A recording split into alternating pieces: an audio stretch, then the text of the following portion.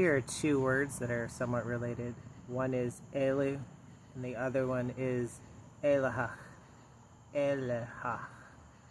This first word, elu, is the act of going off stealthily or quietly. Eloping, also a passage for boats between two rocks or between a rock and the mainland. And that last definition is from Donegal specifically. Another more modern Irish dictionary I checked out defined this word idiomatically as meaning the unheeded passage of time or of tide. In essence, it is a slipping away, a stealing away.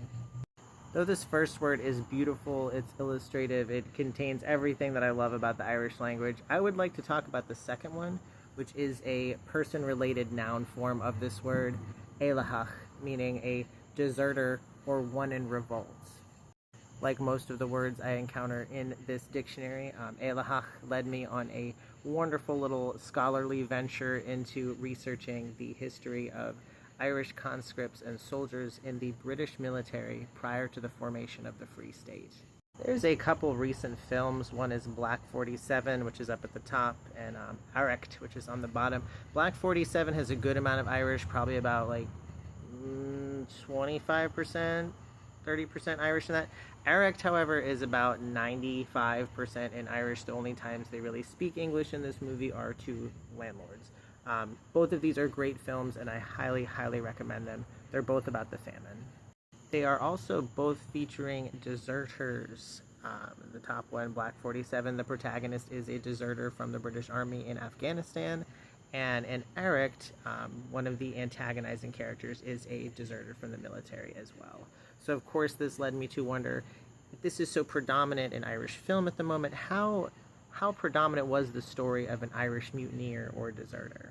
Despite constituting a pretty high percentage of the British military from the 1700s until the formation of the Free State, the Irish soldier in the British military is tragically understudied. And when looking at it from a post-colonial lens, one that is post-Free State, where you'd like to think that, a lot of these soldiers probably had strong feelings about serving for their colonial oppressor, actually desertion and mutineering was not all that common, and we're going to get into why. The history of the Green Redcoat, as they were known, dates back to 1748, when the ban was lifted on Catholics serving in the British military. A big reason for lifting this ban was because there were a lot of just idle, day laboring, pretty hot-blooded young Irishmen just wandering around, getting into intermittent clan fighting with each other and also rising up against the colonial powers. And the British saw lifting that Catholic ban and inviting them into the military, thereby exchanging shillelagh for musket, as being a really great way of harnessing this energy. And here's a quote about that. "There is a great number of adventurous, idle men in Ireland who would run any risk rather than submit to a laborious life." I read a really great article called "The Irish Soldier in the British Army, Suborned or Subordinate," that went very much into the nature of the Irish soldier, what his political leanings were, what his social class was. And it was very, very surprising, actually. Although now that I say that, it's honestly not that surprising, because this has been the case throughout military history in most of the world. The people who are most likely to enlist in the Irish military were the most indigent of the Irish population. These were people who owned no land. They could not read or write. They had no money. They were going to be destined to a life of toil, digging turf, digging potatoes, and they wanted that coin, they wanted adventure, they wanted a way out of that life.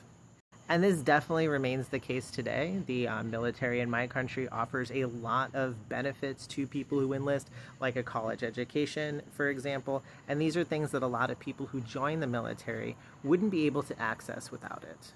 And when it came to the period of the Irish Revolution, the people who were revolutionary, like Padraig Pearse and them, they were very well educated. They were middle class. They had this understanding of socialism, of communism, of politics. They were very politicized people.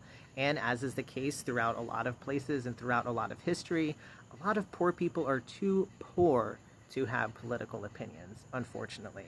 And this is what makes them so often be enlisted and be used as cannon fodder in wars that are, a rich man's war and a poor man's fight, being an adage that you hear time and time again applied to any war in human history.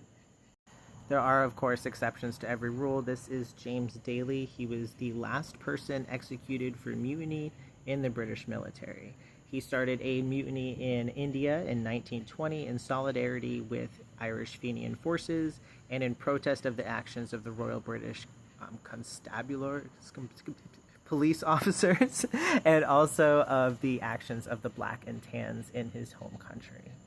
The tendency of soldiers to be apolitical isn't necessarily a criticism. Of course, if they're coming from the lowest classes, as they were in Ireland, a lot of times education about politics, political process, is very much gatekept for a reason, and that is to control the population, particularly under colonialism. So as much as Fenian revolutionaries like to decry these enlisted men as traitors, as turncoats, really they were speaking from a place of privilege. But at the same time, it was the use, the exploitation of Irish soldiers in World War I specifically that really added fuel to the fire of revolution and to an end of conscription in British ranks. This just isn't a thing in Irish history. Irish people in America were known as very fierce fighters. The Irish Brigade in the Civil War was one of the hardest fighting brigades and is still remembered that way today. I don't know what it is about Irish people, if it's this hot-bloodedness that people talk about, or just this clan kind of tribal identity extending further into their history when compared to other non-colonized European nations. But the Irish do love a good fight, and here's a couple of quotes from Irish soldiers that really speak to this. "I'm happier than ever I was. It's just the sort of life I like. You can't realize what high spirits I am in when I'm fighting. I feel as if it were all one long, exciting rugger match."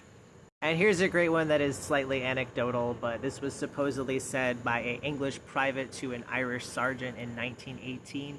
"I don't belong in lines with all you crazy Irishmen. You like to fight." So again, whether their reasonings be economic, the promise of coin, or a desire to get out of their situation, a promise of adventure, or just kind of an inborn liking of fighting an enemy they'd never seen before, the Irish were heavily involved in the British military in different campaigns across European history, and this can absolutely not be erased.